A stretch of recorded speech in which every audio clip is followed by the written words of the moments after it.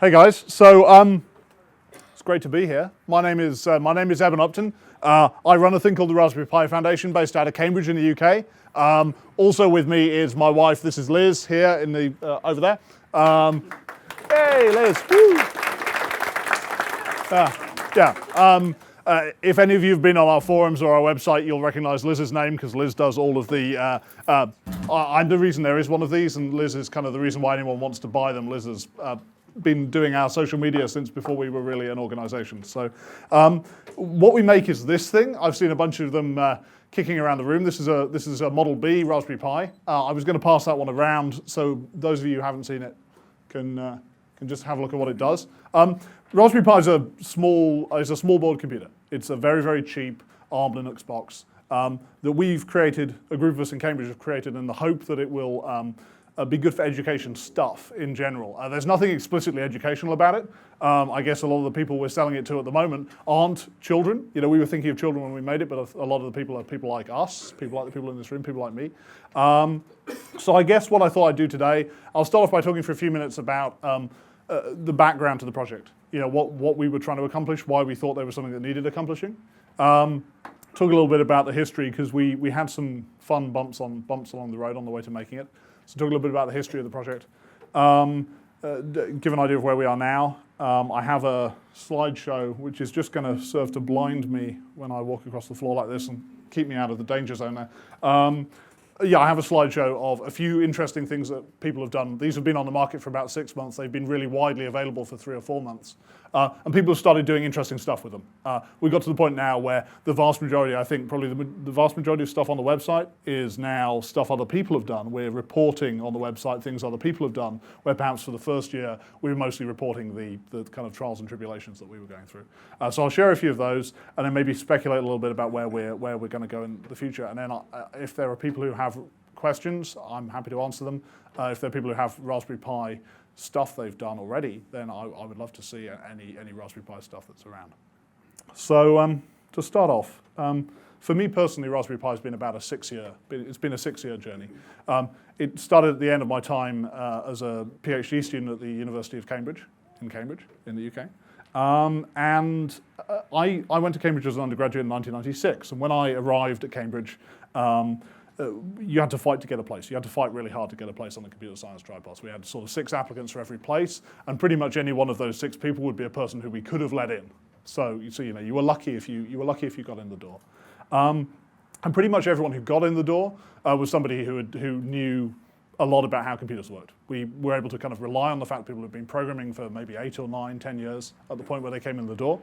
And the first thing we had to do with those people when they came in was to kind of break them down and convince them they didn't know everything so that we could then build them up again. And we had a thing called functional programming. Any of you who are, yeah, there we are, functional programming. Great for breaking kids down and depressing them. So what we do is we would give them, the Cambridge course is a 3-year course. Cambridge is famous for its very short terms. It seems like the better the university you're at in England, the shorter the term times. So we actually have about 20, we have 8-week terms, and the final term of any given year is half given over to exams. So you have 20 weeks a year of contact time and a 3-year course. So you've got 60 weeks. And in that 60 weeks, you have to take somebody who's a high school kid and turn them into someone who can do a PhD, who can start a UK 3-year PhD program. So it's a very challenging kind of slope to get people through. And they're bright kids, but yeah, you still can't afford to hang around.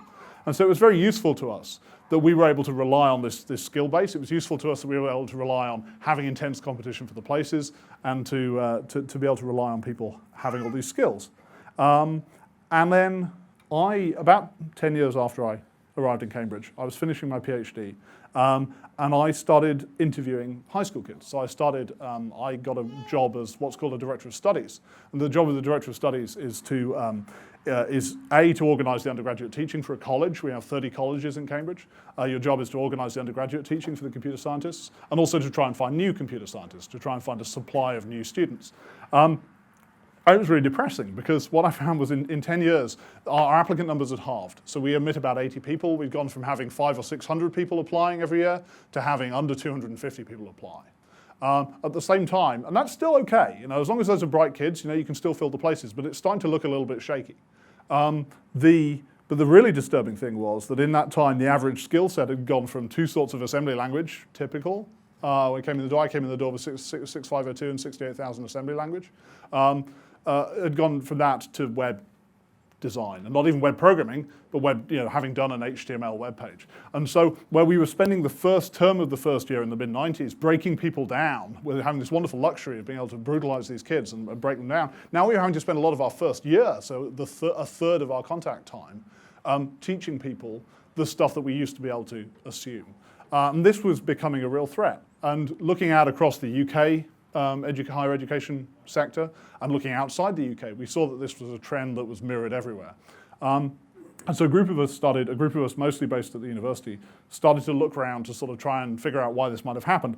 And the thing that we settled on was that this might be because I had a machine called a BBC Micro. Anyone heard of a BBC microcomputer? Yeah, so for BBC microcomputer, read TRS-80, right, or Commodore 64. I had a machine called a BBC Micro, and I bought that with my savings when I was, I think, 11. And I learned to program. I had that in my bedroom.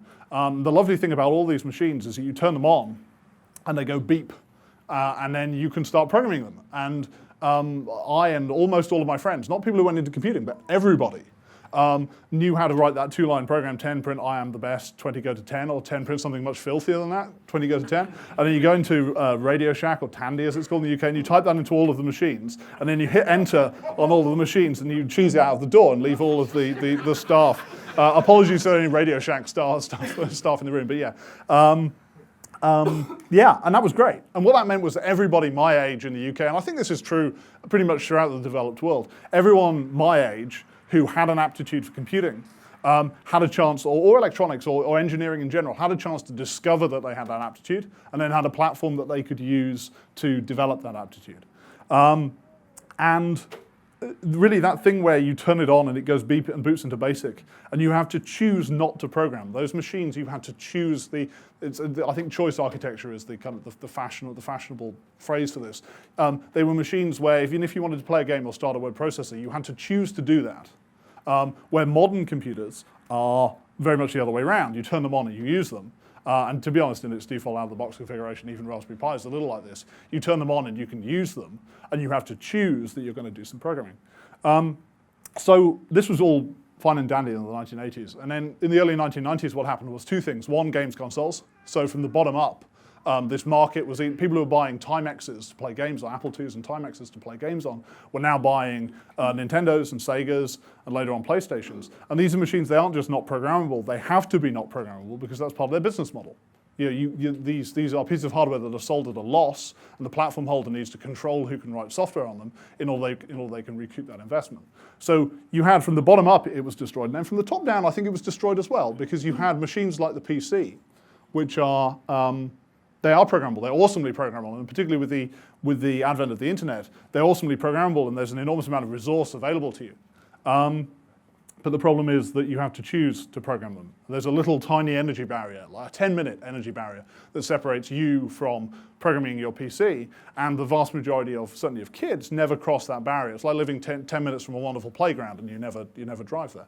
So that was a real problem, and this group of us started to think, well, could we build a piece of hardware that would fill that niche that was filled by machines in the 1980s, the machine that goes in your bedroom and plugs into your TV, that we could use to maybe kind of reboot some of this thing that we had got very accustomed to, got fat and happy with in the 1980s.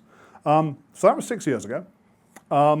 We went through a bunch of iterations trying to build this. The very first thing we built actually was very Arduino-like. We were using Atmega, those AVR chips, because the AVR chips are absolutely amazing bits of kit. And if you hack on them hard enough, you can make them generate a video signal. So we built a little platform that would generate a 320, 240 low resolution video signal directly out of an AVR, had a little programming language on it.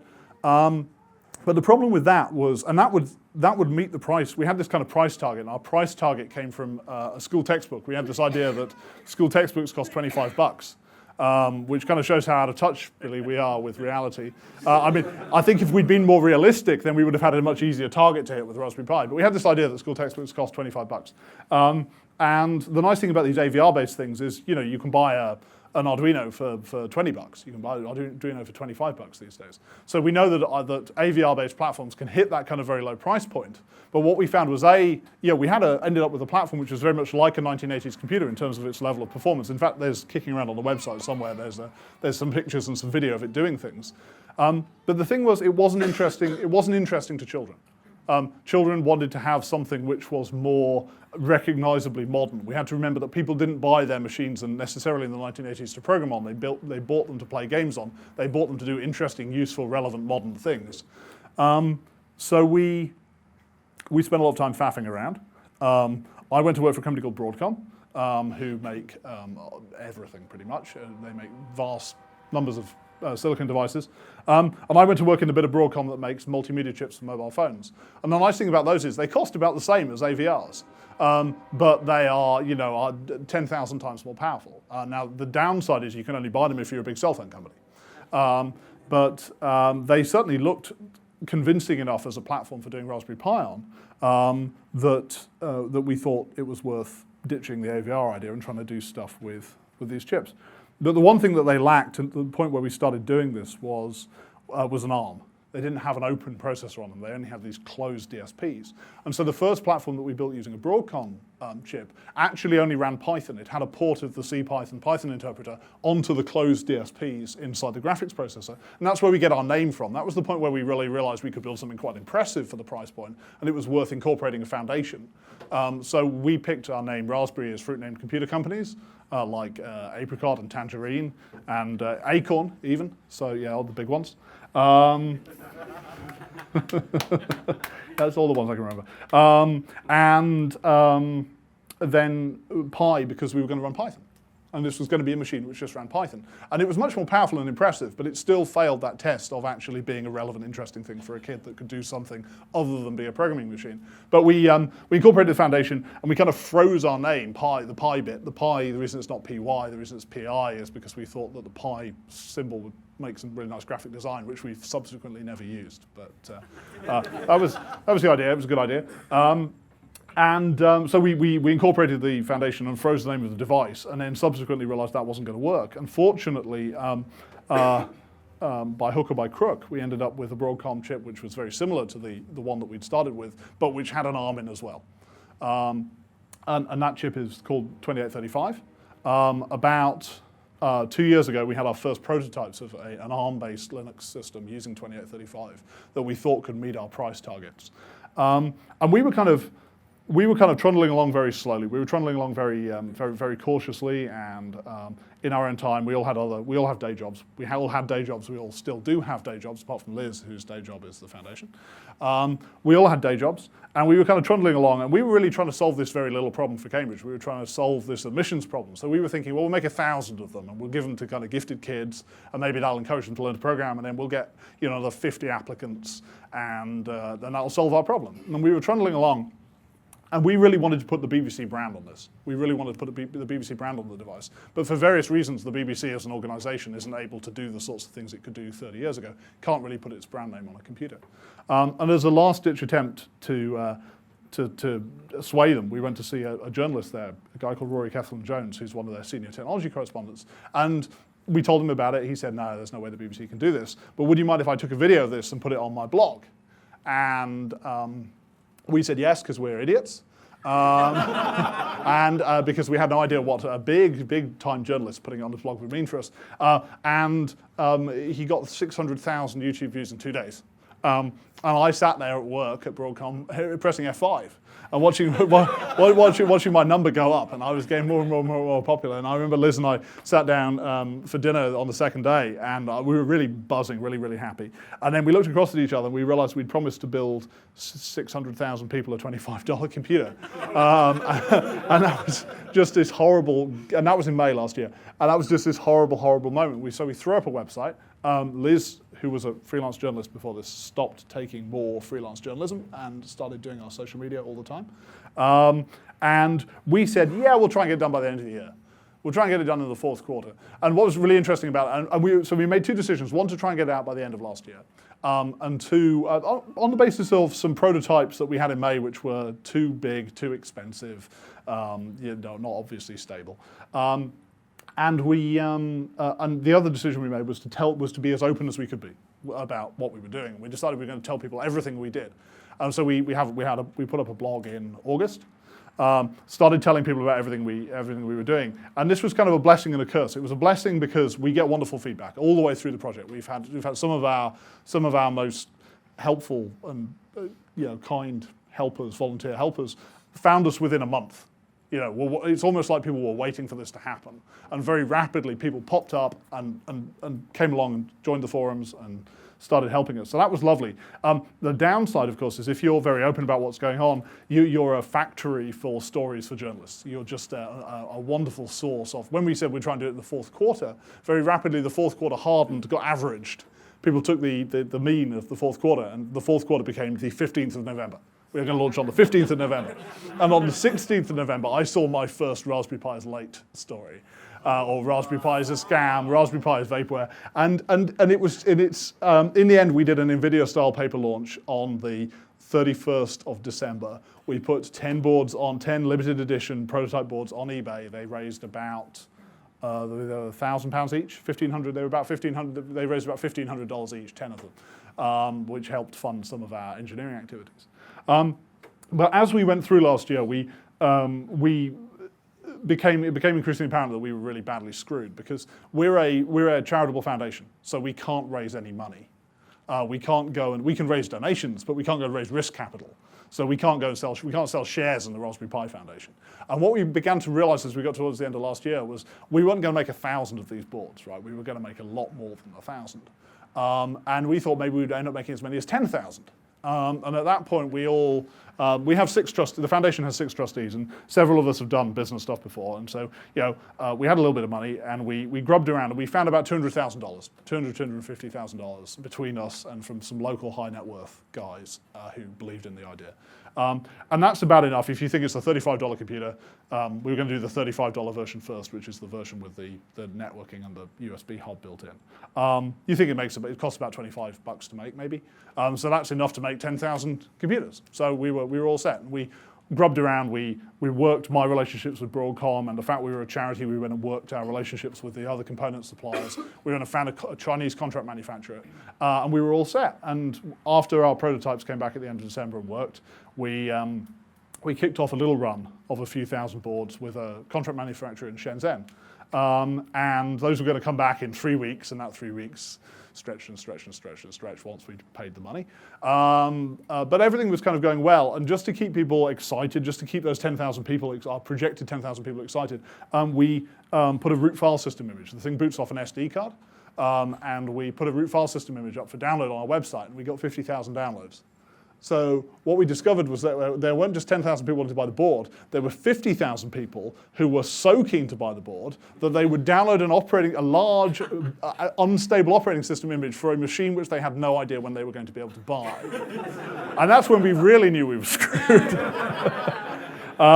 So we were really lucky because by hook or by crook, we managed to find 2 absolutely wonderful companies called Premier Farnell PLC and Electric Components PLC. They're 2 large British listed companies, multi-billion-dollar companies.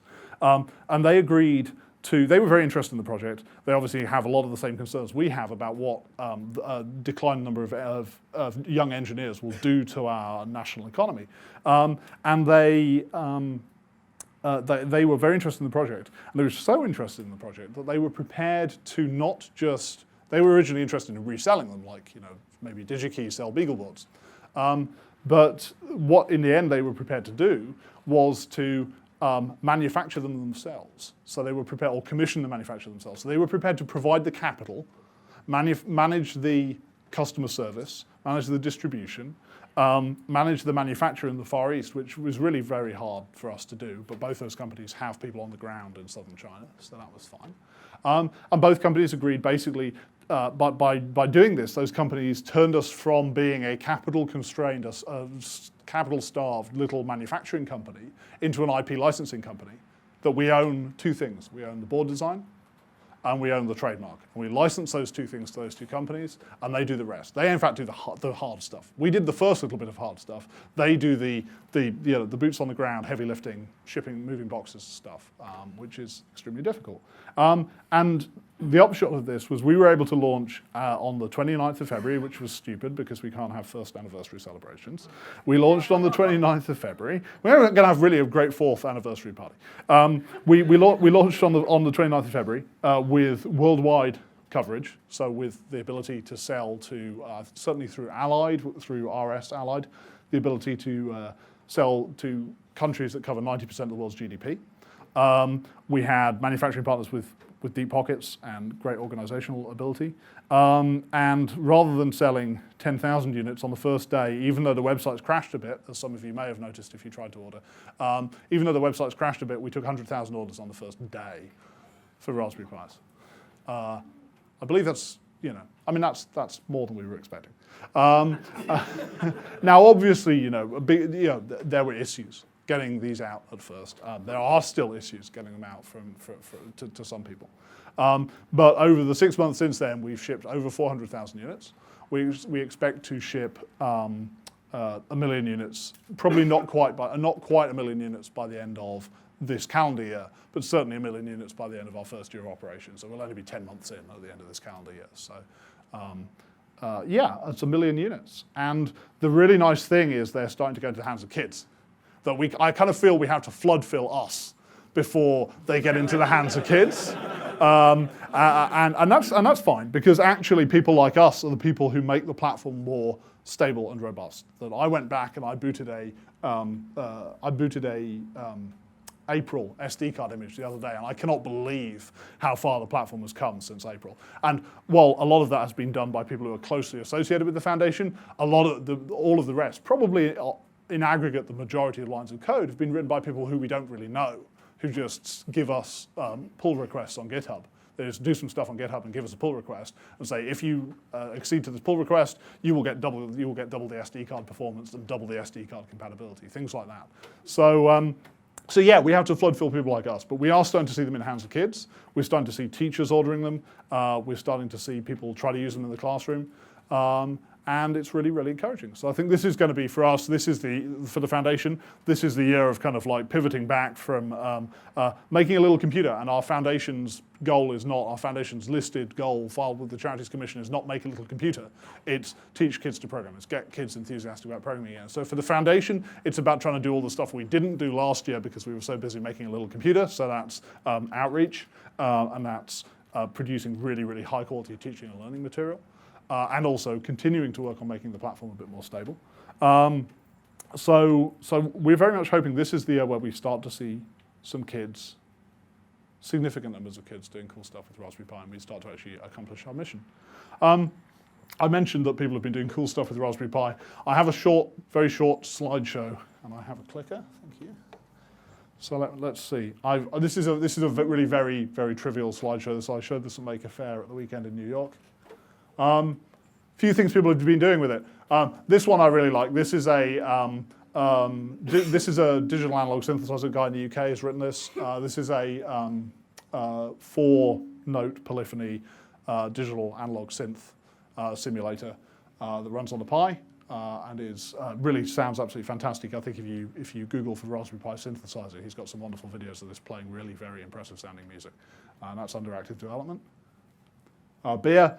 You would not believe the number of people who have been using this to control brewing, and not just home brewers. Yeah, woo, beer. Not just yay. Keeping with our educational mission. This is both home brewers, but also some small breweries, some small craft brewers who have used this. And I think that what's it called, BrewPi? Yeah. There's a thing just being released, an open source toolkit called BrewPi, which uses. It'll be on the website tonight. It uses an Arduino and a Raspberry Pi together, basically an Arduino to do a lot of the analog. One of the things that we are less good than the Arduino at is we don't have analog input. So it uses an Arduino for the analog input, but then a Raspberry Pi to present a web interface. So you can have a remote web interface to your brewery, which is kind of fun. And it's all open source. I think it's all on GitHub. Penguins.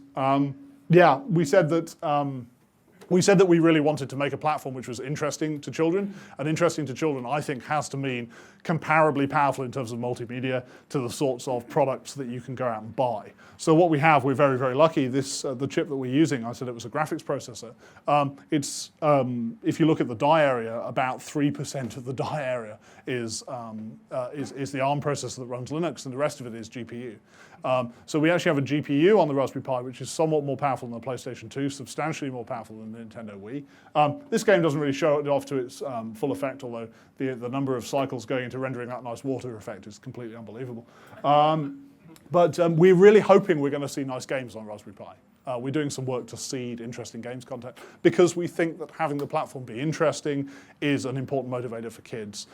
It's a swings and roundabouts. It's a balance, right? If you make the platform too interesting, you make the games too good, maybe people will never bother to program them, or maybe people will be intimidated by how good the games are. But my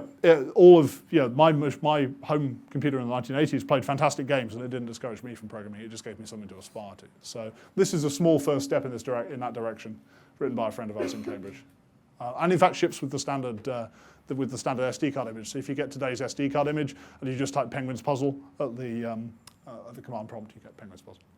Light, I'm informed by Liz that this is the wrong one. It's the wrong picture. There's an organization called Adafruit, which I'm sure you've all heard of, Adafruit Industries up in New York. We've been incredibly lucky. We've been very UK focused in our first little bit of outreach. We've been very lucky that Adafruit really seem to have taken the Pi to their hearts. They produce every Friday as Pi Day on Adafruit. One of the things that they did fairly recently was to port their Painting with Light, their Light Wand project, of which this is an earlier example. They've ported that onto the Pi. But yeah, they try and do a thing a week, and it's extremely cool. And they also resell the Pi, and they resell the Pi with kind of educational add-on kits, which has been very handy. Fish. This is a very, very early prototype of a thing called Fish Pi. The name just keeps giving. It's fantastic. And the next slide is like this as well. Fish Pi is supposed to be an autonomous boat that's going to potter around the North Atlantic, controlled by a Pi. As you can see, that's a very, very early prototype of Fish Pi. I think it's on Kickstarter. I think there is a Kickstarter project for it, and I think that this is part of his evidence on Kickstarter that he knows how to put a thing in a waterproof box. It is the gift that keeps on giving. This is Pie in the Sky.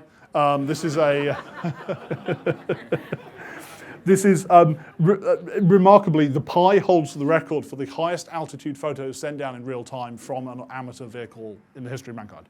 And this is a guy in the south of England who for many years has been doing the thing that a lot of people do, which is to put a weather balloon up, put a digital still camera under a weather balloon, pop it up in the sky, program it to take pictures as it goes up, and then when the balloon bursts, have a parachute and recover the camera and recover the images off the SD card. What he was able to do with Pi was re-rig that, so he had a slow scan radio transmitter, and he was sent this thing up in the south of England, and they were receiving packets. They had 100 base stations receiving packets as far afield as Northern Ireland, and then he was reassembling these packets, and this is a little, I think, quarter VGA little JPEG snapshot taken from very, very nearly 40 kilometers up. He was at 39992 meters when the balloon burst.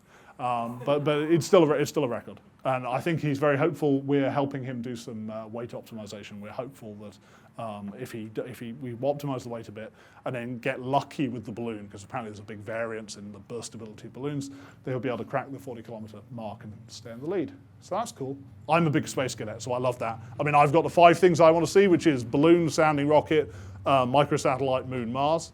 I think we'll probably get to microsatellite. We know people who are planning to put them in microsatellites. There are already microsatellites that have Android phones in them, so there's no reason why a Pi shouldn't be suitable for that. We did have a lady actually get in touch with us asking whether we could do a silicon on sapphire variant of 2835 of the chip that's in there, because silicon on sapphire is very rad hard silicon process. When I asked my boss at Broadcom, he said it cost $50 million. How many did she want? And the answer, I don't think she had a big production run to amortize that across, so that's not going to happen. But I did say, look, they cost $25. Just send a stack of them up. Gert board. People are starting to plug things into the Pi now. In general, we've decided as a foundation not to build add-on boards. Other people can build add-on boards. There are 2 add-on boards one of which I will mention in a moment that we are going to build, but all of the other I/O expander type applications are done by third parties. Gert Van Loo, there's a picture of him in a couple of slides' time, is actually a friend of mine and works at Broadcom and worked on the chip, but his involvement in this is purely a private thing.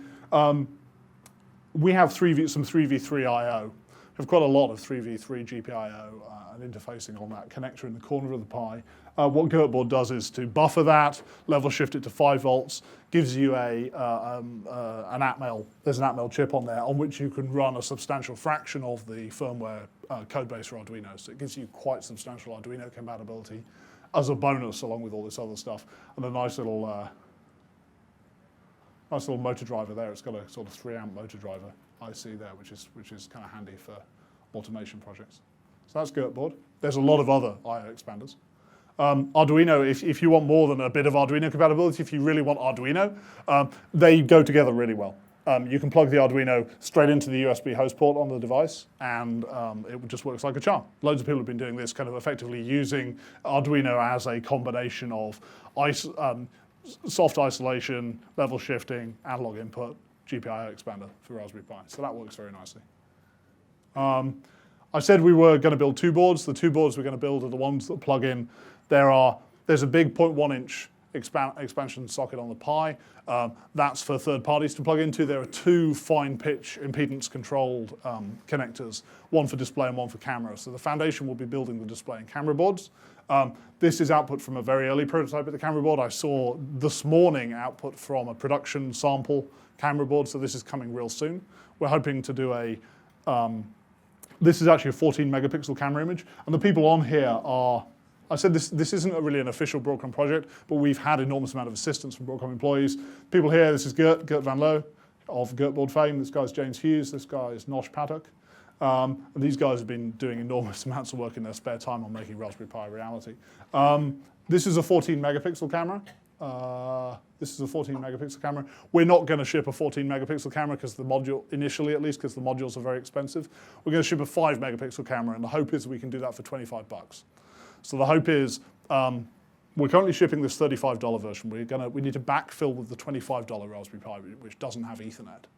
The hope is if we can do that Raspberry Pi towards the end of the year and also bring out this camera board, you'll be able to get a 5 megapixel camera platform with hardware accelerated JPEG encoding and 1080p H.264 encode for under $50. You get out the door for under $50, which is kind of our goal for that.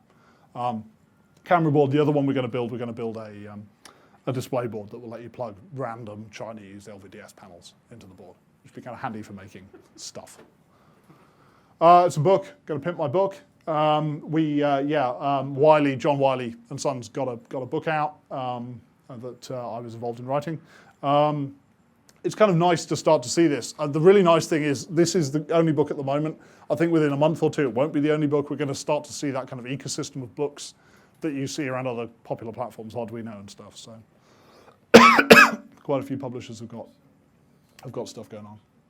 Sorry to pimp my book.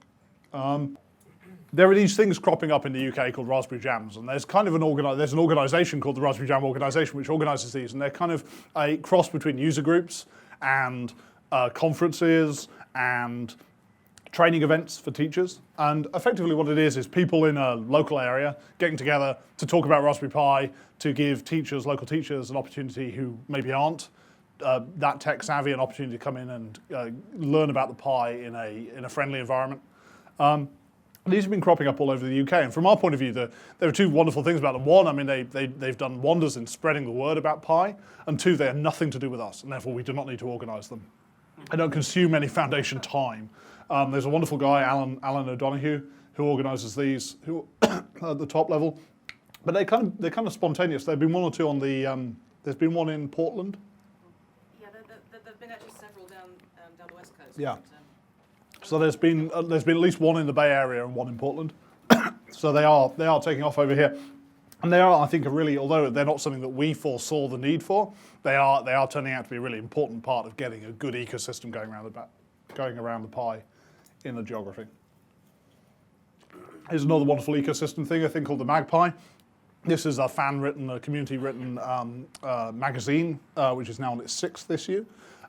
was an electronic-only magazine. It's a real attempt to recreate some of the spirit that we had in the 1980s around home computer magazines, including things like type-in listings, because there's something about typing in a listing for a kid which really gets it, or for anyone, it really gets it through if it has to go through your eyes, through your brain, out of your fingers, rather than just being downloaded. There's some way in which that it's kind of more yours, and you're then much more inclined to hack on it. You feel you understand it. So it has type-in listings, it has reviews, it has how-tos. This is issue 5. As of issue 6, which came out yesterday, the day before, it's now also a paper magazine. So they've actually gone all the way through to publishing this thing on paper, which is kind of cute. So I need to buy some copies of that. Cases. We didn't. Seen some cases. We didn't case it because we didn't think it was worth it, because we thought we were going to sell 1,000 of them, and then injection molding setup costs for injection molding about $10,000 ish. So we thought it wasn't worth cutting a case for this board. What we accidentally did by doing that was to create a whole cottage industry in casing. And I know guys who've made really very serious amounts of money casing Raspberry Pis. This one, of course, is a free one. This is a home printable. This is the Punnet. This is a home printable one. It's just a PDF you can print out and fold up,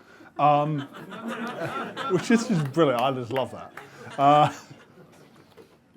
Works remarkably well. This one. We say Lego in the UK. I understand you guys say Legos. This was designed by a girl called Biz, who is 14? 11. Yeah. She's 11. She's a scout. She's a girl. She's a girl guide. A scout. A Girl Scout. And she designed this. Her scout troop got a very early Raspberry Pi. She designed this. You can now buy a kit for this online from one of the online Lego websites, and she gets royalties on the kit. Which she takes in Lego, which I thought was very cool. She was offered money, but she was offered a chance to convert that money into Lego at a preferential rate. So she gets royalties on this. Again, the size of the Raspberry Pi is just we got the ISO spec for a credit card. That's how we decided how big a Raspberry Pi would be. And it's ended up slightly off from the spec by about 1 mil.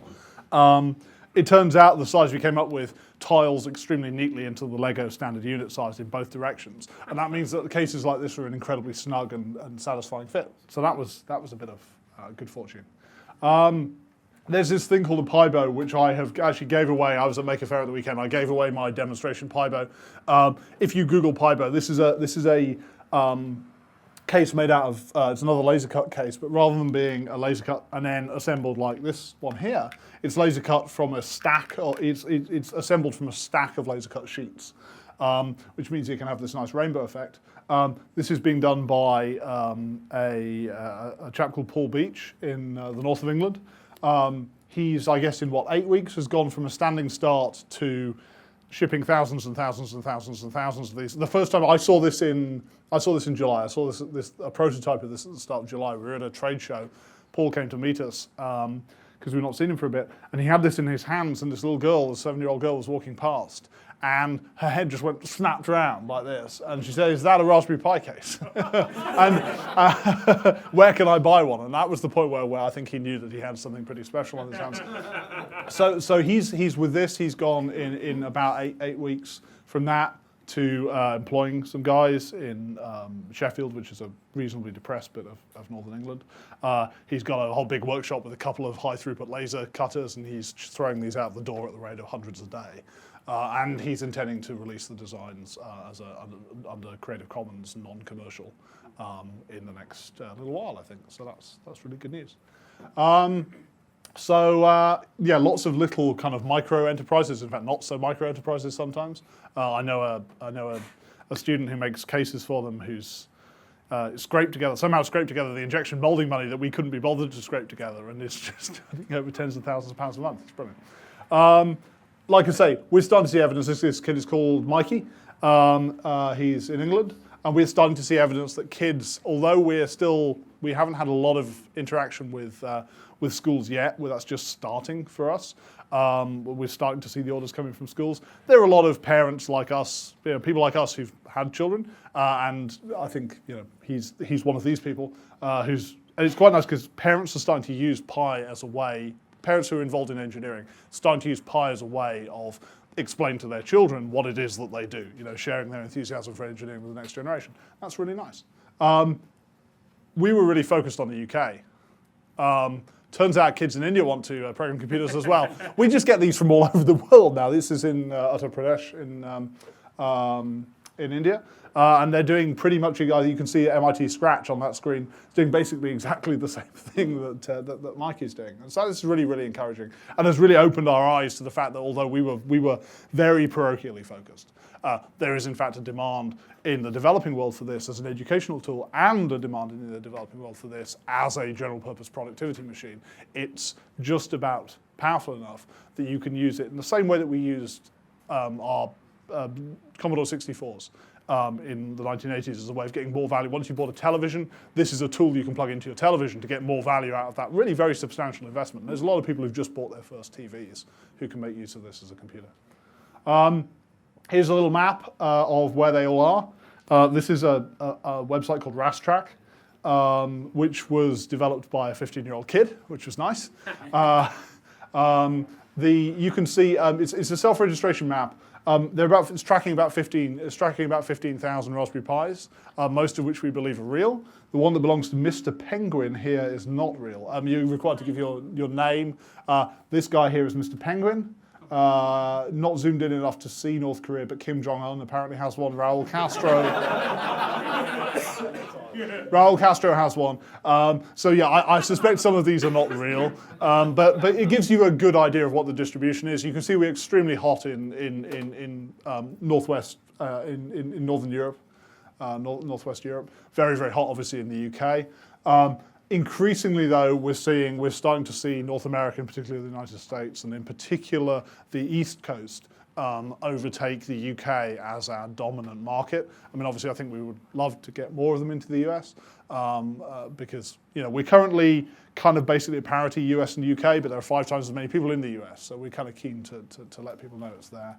But yeah, we're getting there. There are some places where we would like to be that we aren't. Brazil. Shipping costs and tariff barriers. India, shipping costs and tariff barriers. Devices in India today, if you buy a device in India from either of our distributors, it's shipped from Singapore, individually from Singapore, so you're paying in tariffs and couriers basically at least as much or more than you're paying for the device itself. Distributors are working on fixing that. Same thing in Brazil. Kind of China, we think is kind of a language barrier issue, but there's a pocket of strength down there. In Southeast Asia. A lot of interest in, I think that's Malaysia, Peninsular Malaysia. So it's really, really encouraging. People really like it. And this is my last slide. I was born in Wales, which is not the most economically lovely bit of the United Kingdom. About a month ago, we announced that we had been able to, I said that we went to Shenzhen to manufacture this, because everything's made in Shenzhen, right? We are able to build these in the UK. We are now, the majority of Raspberry Pis are built in the UK.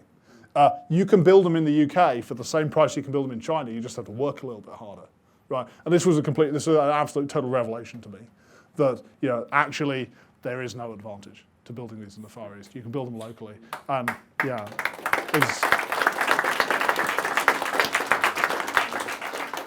This lady is Jane, and she's one of 30 people who work full-time building Raspberry Pis about 10 miles from where I was born. So I'm really happy. So that's been the real, certainly in the last few months, that's been the big buzz for me. So that's all I've got. I am very happy to answer any questions that anyone has about the Pi, and I'd love to see it if anyone's done any projects with it yet.